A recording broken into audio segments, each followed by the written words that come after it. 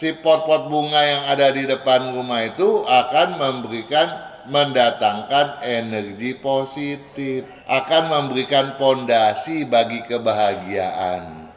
Kebahagiaan hidup, bagian rumah tangga, keluarga, dan sebagainya, juga menjadi bibit kesuksesan dan juga akar bagi keberuntungan para penghuninya gitu ya. Kalau rimbun pepohonan itu mendominasi area pagar dan pagar tersebut berada pada sektor barat daya, timur laut atau utara, ya ini keliru nih, nggak boleh gitu.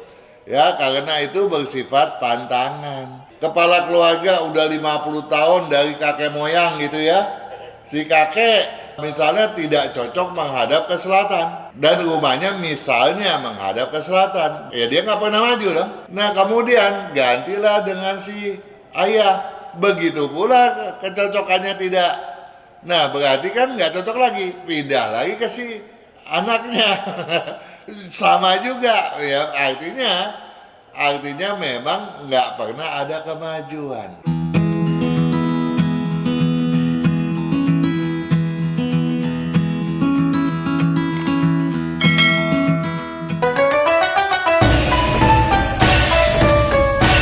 Selamat malam, salam sejahtera bagaimana kabarnya di hari ini memasuki tanggal 7 Maret 2025. Saya harap semuanya baik sekali dan sudah siap untuk mendengarkan program Sonora Feng di hari ini. Saya Nora sampai nanti 1 jam ke depan bersama Pak Kang Hongkian. Dan saya undang Anda dari sekarang untuk memberikan pertanyaan di WhatsApp kami 0812 112 9200 bagi Anda yang ingin berkonsultasi dengan Pak Kang. Nanti akan saya bacakan pertanyaannya di segmen ketiga dan keempat. Sekali lagi di WhatsApp studio kami di 0812 112 9200. Jangan lupa untuk sertakan nama, kemudian tanggal lahir dan jam lahirnya. Baru setelah itu pertanyaan yang ingin Anda konsultasikan kepada Pak Kang. Kita sapa dulu yuk Pak Kang di malam hari ini. Selamat malam Pak Kang. Selamat malam Sony Wicaksono Juragan. Selamat malam, terdengar dari suaranya sepertinya sedang dalam suasana yang baik Pak Kang. Oh selalu baik, kapan sih nggak pernah nggak baik gitu? Iya ya, kapan nggak pernah nggak baik? Iya selalu baik toh. Apa memang rahasianya Pak Kang? Ya selalu berusaha untuk berpikir, berkata dan bertindak yang berkeseimbangan lah. Ya karena toh Kata dan bertindak. iya, karena toh kita harus berpedoman pada yin yang kan, Benar. pada keseimbangan antara kiri dengan kanan. Nah itu antara kanan dan kiri harus seimbang. Iya. Ingin membahas apa nih di malam hari ini nih? Ya saya sih teringat pada waktu minggu lalu sama Hans kalau nggak keliru ya. Iya benar sama Han. Iya itu saya kan di kalimat penutupnya itu pada video yang kita sudah publish ya. Itu temanya pintu utama dan belakang, kaca dapur, kolam ikan. Oke. Ya. Jadi pada saat itu kita ada membahas masalah adanya satu konflik yang sudah mulai mencuat ke permukaan. Ya, maka daripada itu kita mau ingatkan agar hari ini nih kan masih bulan Imlek yang kedua nih. Yuk. Ya, di mana tanggal 7 bulan Maret 2025 itu berdasarkan Imlek tanggal 8 bulan 2 tahun 2576 tuh, Son. Oke. Ya, fenomenanya apa sih? Fenomenanya apa Pak Kang? Inkonsistensi, akar kecurigaan, risaukan sepak terjang. Jadi kalau kita nggak konsisten, kita bisa merisaukan sepak terjang kita sendiri, ya toh? Oke. Jadi padahal itu kalimat fenomena itu nggak berdiri sendiri toh, harus kita pahami benar bahwa dia masuk di dalam satu rentang waktu tahun ular kayu yang kata kuncinya pergumulan prinsip, emosi, dan kelogikaan. Jadi ada satu inkonsistensi di dalam pada saat prinsip sedang mudah bergumul, emosi mudah bergumul, kelogikaan pun mudah bergumul. Nah oleh sebab itu supaya kita ini terbebas dari hal-hal yang bersifat negatif, kita mesti bersikap ekstra sabar. Ekstra sabar ya Pak. Ya, dan selalu berusaha mengintrospeksi diri kita dong. Karena kalau tanpa introspeksi, apa yang akan terjadi Pak Kang memang? Iya, supaya kita jangan bersikap inkonsisten, baik inkonsisten terhadap kita punya profesi yang sedang kita geluti, ataupun terhadap situasi yang sedang berkembang. Jangan sampai karena kita tidak lagi konsisten, seenak beroknya kita mau berujar, berpendapat, dan mengata-ngatai orang misalnya, akhirnya kita sendiri yang diundung malu. Jadi berusaha untuk tetap bersikap, bersifat konsisten, terutama di sepanjang bulan Imlek yang kedua ya. Bulan Imlek yang kedua itu kan rentang waktunya kan mestinya sudah dipahami ya, 28 Februari 2025 sampai 28 Maret 2025. Nah, setelah itu era Sagwe, era bulan ketiga Imlek 29 Maret 2025 sampai dengan 27 April 2025. Nah, bulan ketiga ini apa yang harus diperhatikan Pak? Itulah kenapa kita harus bersikap konsisten. Karena agar nantinya nih di bulan ketiga Imlek ya, di mana motivasi, pemacu, target, tujuan, gencarkan daya juang itu nggak beleberan gitu. Nggak beleberan. Nggak seenak-enaknya gitu terjadi. Tidak bablas begitu. Nggak bablas sehingga Artinya masih kita sesuai on track lah ya. benar ya, sehingga kalau kita misalnya begini deh, kita nggak konsisten nih, kan kita malu sendiri untuk kembali ke arah yang konsisten. Sehingga karena nggak konsisten tadi, akhirnya apa? Kita sulit memacu target kita sendiri. Padahal pada bulan Imlek yang ketiga, peluang untuk hal semacam itu yang bersifat positif dan membangun itu sedang terbuka lapang. Ya, jadi untuk lebih memahaminya, saya berharap kepada sahabat Sonora ataupun yang belum menyamai video bulan Imlek kedua ataupun yang udah lupa misalnya apa yang tertera di dalamnya, tolong seksamai kembali. Ya, ini penting. Benar, ini penting agar fenomena pada bulan Imlek yang ketiga tidak lepas dari genggaman kita, dapat kita wujudkan sehingga kita memperoleh manfaat yang sebaik mungkin dong. Betul sekali. Ya, nah tapi video yang bulan Imlek ketiga belum. Oh, belum diunggah nih, belum. Sabar ya, bulan Imlek yang kedua aja deh. Dikirain udah siap-siap nih Pak Kang. Belum, mudah-mudahan minggu depan sudah saya rekam dan mudah-mudahan dapat dipublish pada minggu ke depan atau minggu selanjutnya. Amin, semoga ya. Nah, ini mau membahas pertanyaan dari siapa ini Pak Kang? Ini ada penanya yang bagus nih. Ya, dari Juragin kalau nggak keliru, ini Kenny Jahzen. Oh iya, Juragin dong Pak Kang. Ya, Juragin dong kalau Kenny. Benar, bertanya pada video teras rumah, solusi feng shui agar cepat sukses dan kaya. Ya, siapa sih yang nggak mau cepat sukses dan kaya ya? Iya. Nah, oleh sebab itu seksamai agar terasnya juga nggak keliru, ruang tamunya juga benar-benar sesuai petunjuk feng shui ya. Nah, benar sekali. Nah, dia berujar begini nih, Pak Kang, suami saya sangat hobi tanaman bunga. Ya, saya juga suka dengan tanaman bunga, apalagi bunga-bunga bang, begitu ya. Waduh, itu saya juga suka Bang. Oh, suka ya? Tapi nggak ada yang nggak suka kali ya, semua orang pasti suka. Bunga yang satu itu. Ya. Jadi Pak Kang, suami saya sangat hobi tanaman bunga. Hingga bagian depan rumah, di atas got bagian kiri dan kanan dipenuhi pot bunga yang ditumpuk-tumpuk hingga tinggi setinggi garasi, hingga garasi rumah menjadi gelap. Jangan dong ya, nggak bagus. Nah, saya sudah coba pasang atap yang transparan sehingga garasi menjadi lebih terang.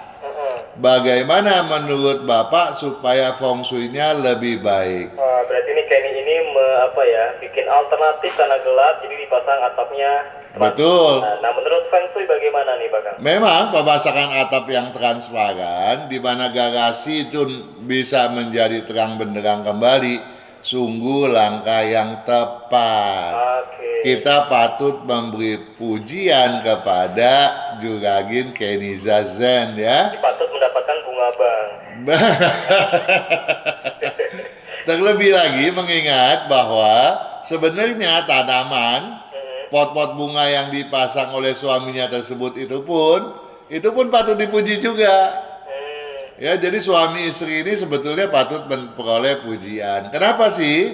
Karena memang si pot-pot bunga yang ada di depan rumah itu akan mendatangkan energi positif.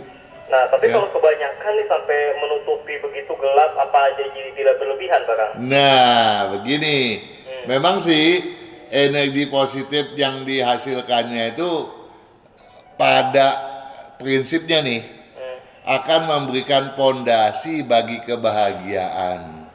Kebahagiaan hidup, bagian rumah tangga, keluarga dan sebagainya, juga menjadi bibit kesuksesan dan juga akar bagi keberuntungan para penghuninya gitu ya.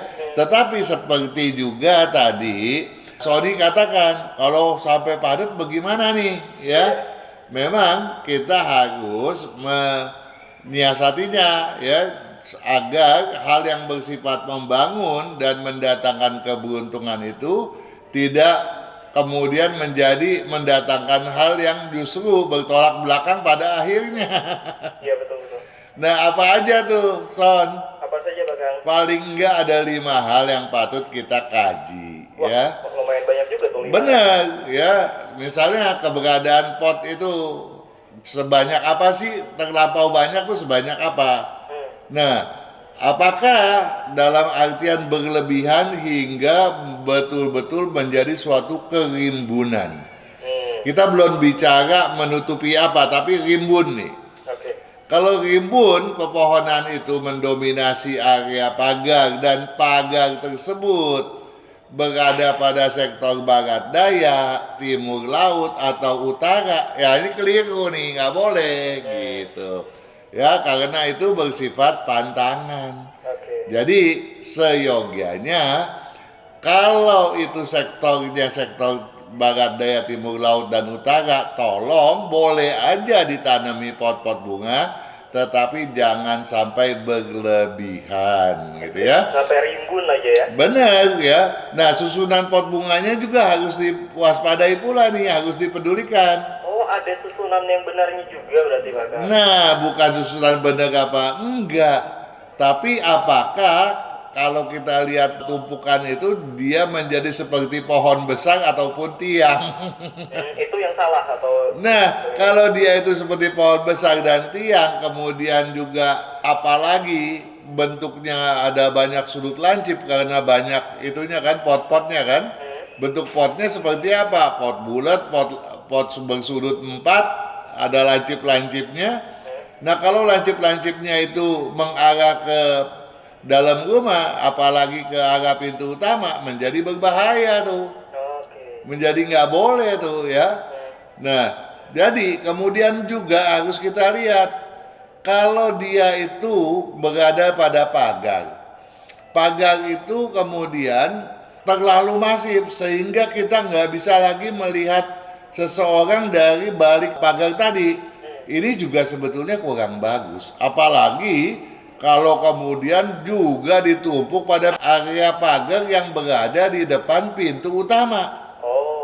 Nah kan karena pintu pagar dan pintu utama belum tentu saling berhadapan. Nah, ketika dia tidak saling berhadapan berarti pintu utama bisa saja berhadapan dengan dinding pagar, toh? Iya, betul. Nah, kalau dinding pagarnya banyak diletakkan pot-pot bunga dan pot bunga itu juga sampai menutupi sebagian besar daripada pintu utama sehingga tidak ada lagi udara yang masuk. Ini kan jadi jelek nih. Hmm. Nah, tadi dikatakan bahwa di bagian atasnya itu dia sudah buka nih. Bukan dia buka, dia memasang kaca justru ya. Iya, atap Nah, transparan tadi. benar. Apakah ada bukaannya apa enggak? Apakah kaca itu masif apa enggak? Apakah ada lubang udaranya enggak? Sebab walau bagaimanapun seharusnya ada udara yang masuk dari pagar dan berputar ke atas bagian daripada depan rumah. Oke. Dalam konteks ini kemungkinan katanya tadi kan ada garasi. Jadi di garasi atau di carport harusnya udara itu mengalir naik ke bagian atas, berputar kembali gitu ya. Nah kalau itu nggak bisa berputar kan berarti jelek juga gitu ya. Itu yang harus diperhatikan juga. Benar ya. Oke, maka kita akan membahasnya lebih lanjut di segmen berikutnya. Jadi jangan kemana-mana, bagi Anda Oke. sahabat Sonora, tetap setia bersama kami di Sonora Feng Shui. Kesehatan, karakter, bakat, bisnis, hubungan, Hong Shui, waktu, nasib dan siasat. Kesempurnaan dari kedelapan aspek inilah yang dipelajari oleh metode Yin Yang 5 unsur, agar perjalanan hidup manusia dapat berhasil dengan tetap berjalan serasi, selaras, dan seimbang dengan alam semesta.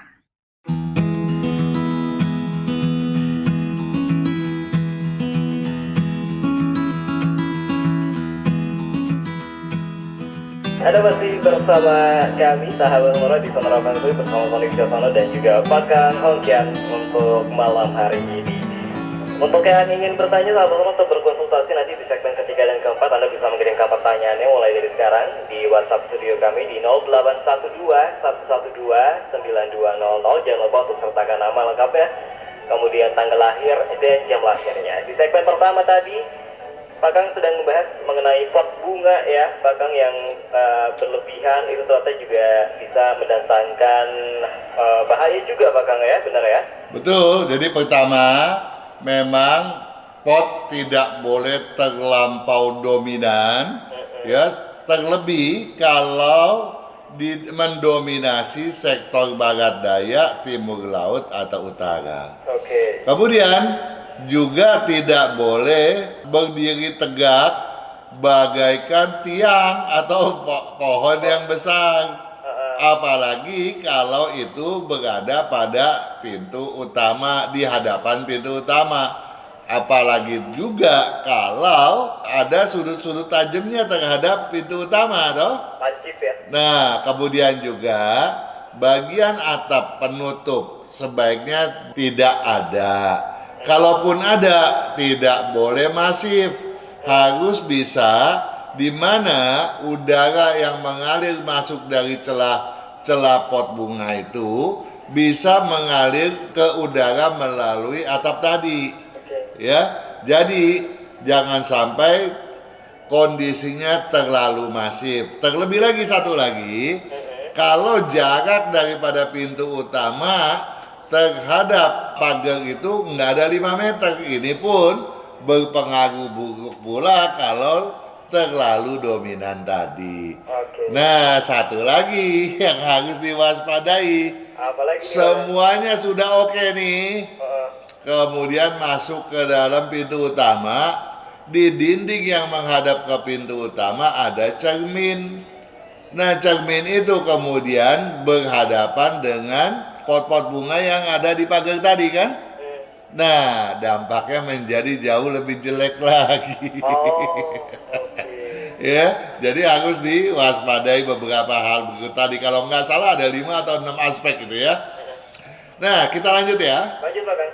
Ada penanya yang meniknamkan namanya Asngosman ya. Asngosman apa Asngosman? Aman. Ya. Banget namanya nih. Ya inilah saya dikirimi oleh adminnya FSE ya. Di video itu apa, Pak Kang? Di videonya teras rumah solusi feng shui agar cepat sukses dan kaya. Baik.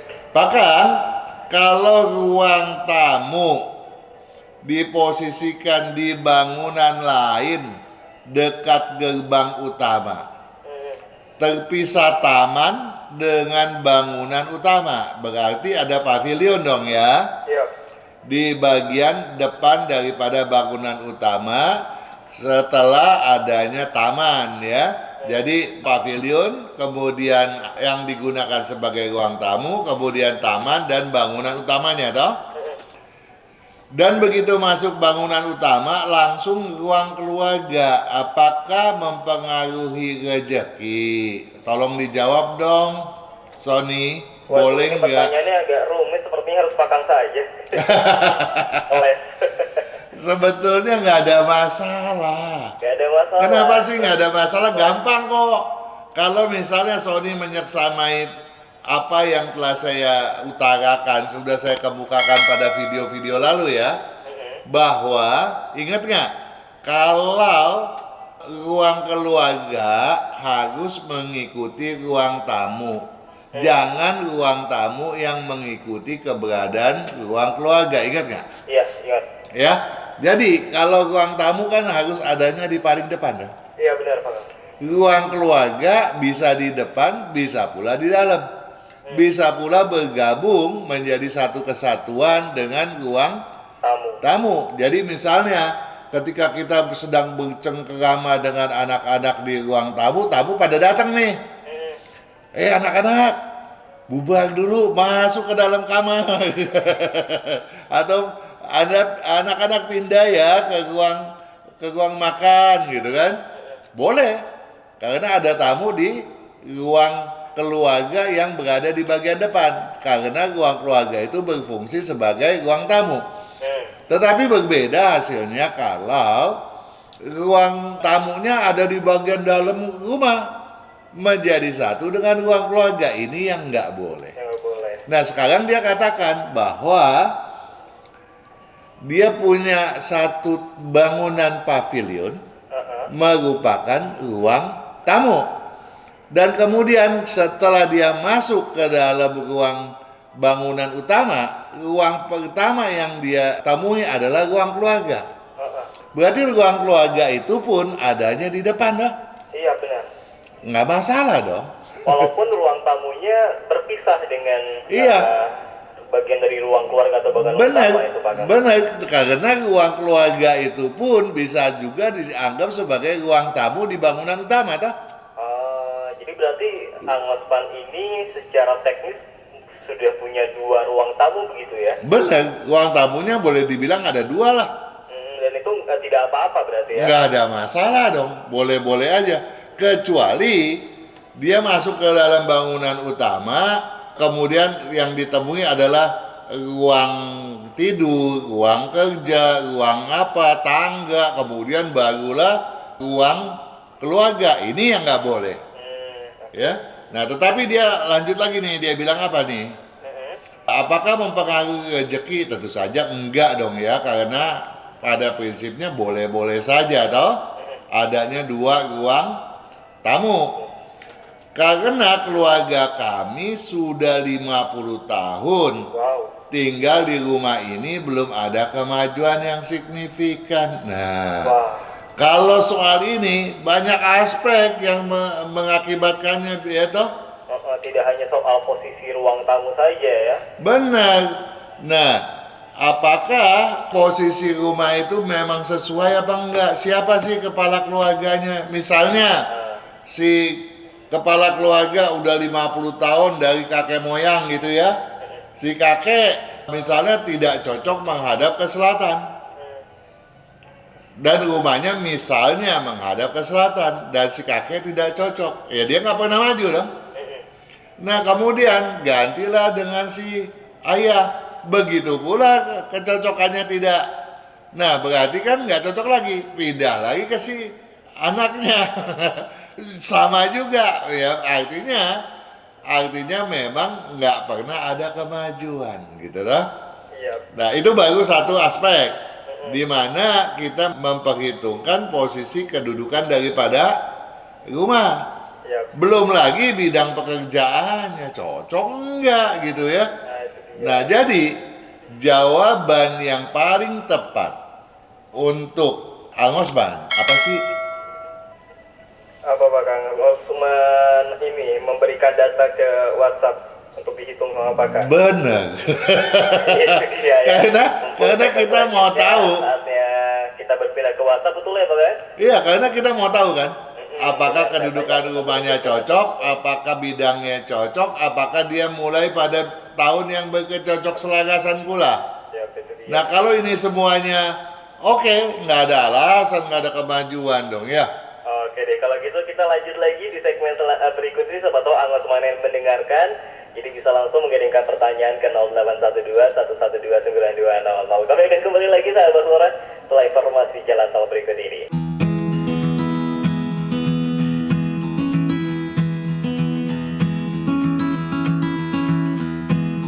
Inilah yang Anda tidak kalah nantikan, di mana saya akan membacakan pertanyaan yang sudah Anda kirimkan melalui WhatsApp di 0812112920. Namun, saya harus tanya dulu nih, Pak Kangnya sudah siap atau belum nih untuk menjawab sahabat-sahabat sukses Sonora? Selalu, always. Selalu, pokoknya kalau Pak Kang sudah tidak usah ditanya lagi deh ya, pasti siap langsung jawaban ya. Begitulah. Kita langsung ke WhatsApp nih Pak Kang. Kita jalan-jalan dulu ke Pontianak, ada Juragin Merlin. Merlin Juragin ya. Benar sekali Pak Kang. Ejaannya? Merlin, Merlin. Oke. Merlin ini lahirnya tanggal 28 April 28 bulan 4 tahun 1995. tahun 1995. Jam lahirnya 14:28. 14:28. Oke. Ya, saya mau bertanya Pak Kang mengenai kesehatan, pekerjaan atau usaha yang cocok, serta relationship. Terima kasih banyak Pak Kang. Itu sih bohongan aja. Borong. Oke. Merlin ini kan lahirnya pada tahun babi kayu, Oke. tanggal 29 bulan 3 tahunnya 2546 berdasarkan kalender Imlek. Kalau kita bilang kemampuan relationship-nya, prinsipnya, leadership-nya Merlin sangat bagus dong ya. Tetapi yang menjadi hambatan bukan itu sebetulnya. Loh, apa dong kalau gitu? Walaupun sebetulnya Merlin ini rezekinya kalau kita ukur nih, misalnya 1 sampai 10 ya, Yap. dia bisa di atas 8 gitu ya. Wah, tinggi dong. Luar biasa toh. Nah, tetapi itu bisa menjadi tak berguna, bisa tidak tercapai. Oke. Kenapa? Karena dia nggak punya satu ambisi dan semangat. Jadi daya juangnya sangat lemah. Nah, kalau orang yang daya juangnya sangat lemah tetapi prinsipnya kuat, yang dikhawatirkan apa? Apa tuh Pak? Mau enaknya doang, mau perintah sini sana, nggak mau turun tangan. Akibatnya apa?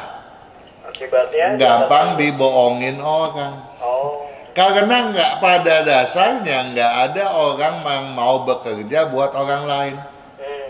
Ya dah. Iya. Nah, kalau kemudian Merlin punya duit, digelontorkan sebagai modal, kasih orang pegang dengan harapan bekerja buat dia, ya nggak akan. Begitu toh? Nah, jadi Merlin harus punya target ambisi yang bagus dan semangat. Walaupun sebenarnya Merlin ini orang yang punya disiplin dan kecermatan yang luar biasa baik. Namun, kalau hal-hal tadi tidak diupayakan untuk diubah, maka kecermatan dan disiplin tadi akan menjadikannya justru sesuatu yang maunya diam di tempat doang. Oke. Dan bahkan akibatnya pula gampang tersinggung. Nah, dari keduanya itu dikhawatirkan akhirnya selain merasa baper, gampang tersinggung, ya, banyak menghayal juga. Ini akibatnya apa?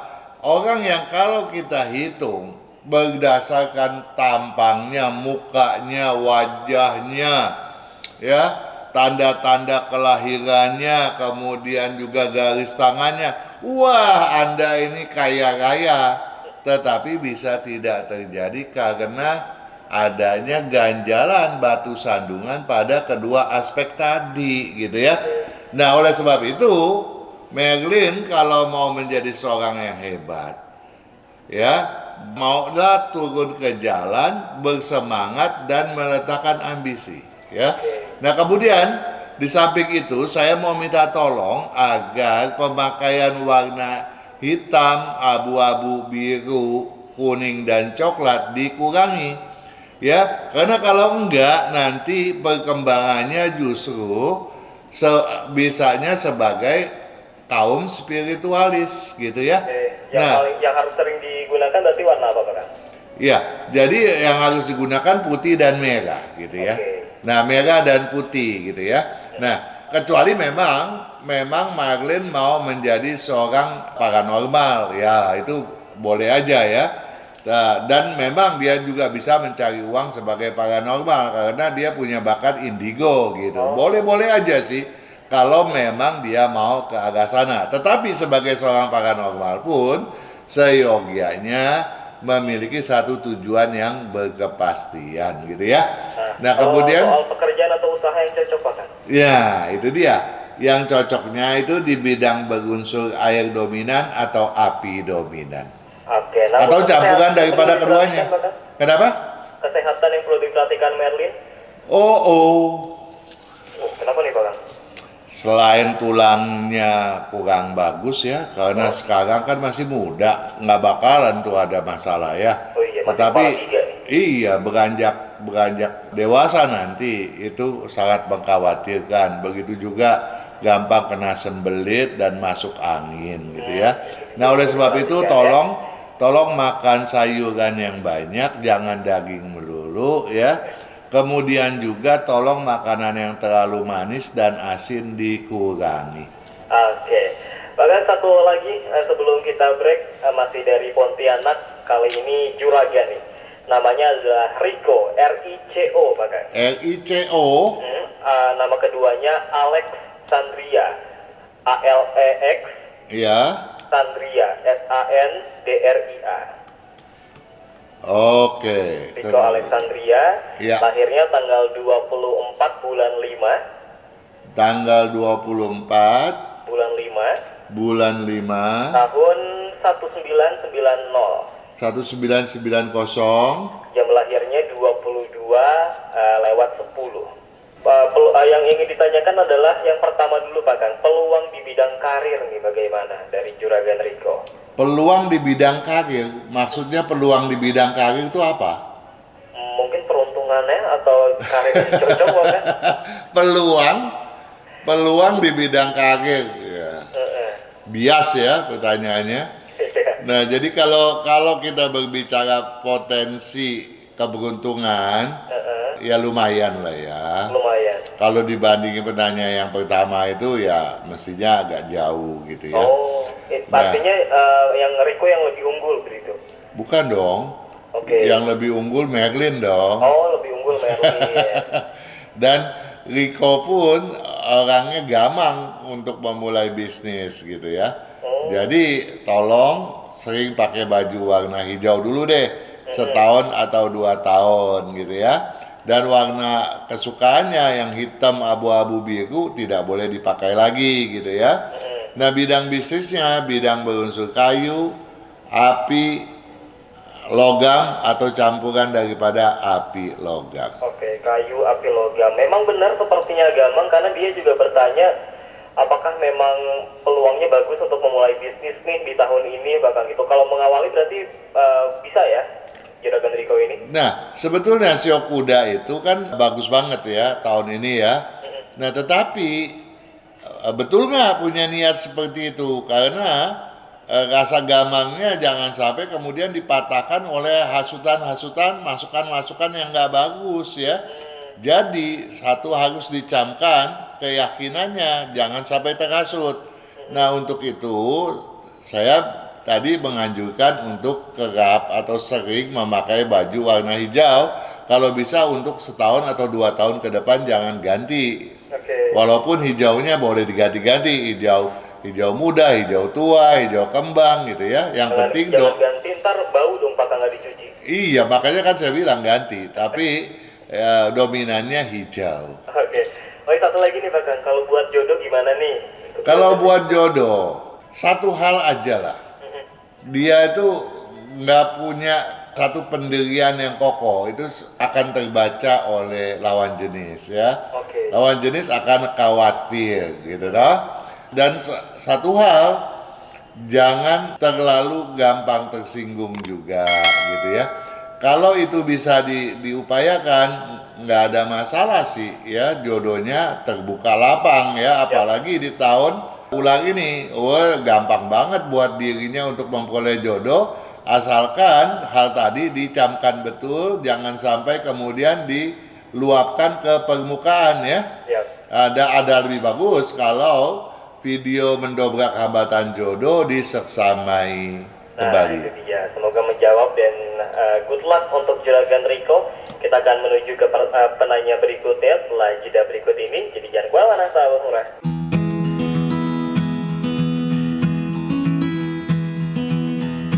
Anda masih setia mendengarkan Sonora Feng Shui di Sonora FM 92 Jakarta, in Traffic and Music, dan masih juga bersama Tony Wicaksono, juga Pak Kang yang akan lanjut lagi Pak Kang di penanya berikutnya. Oke. Kita saat ini akan menuju ke Juragin Ervina. Ervina ini pakai V Pak Kang. Oke.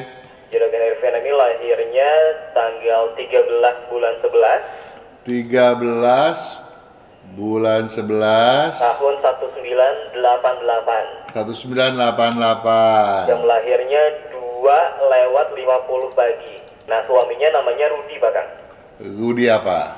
Aduh, Rudi aja nih, tidak menyebutkan nama lengkap. Oke deh, Rudi aja deh ya. Tanggal lahirnya 30 bulan 6 30 bulan 6 tahun 1982. 1982.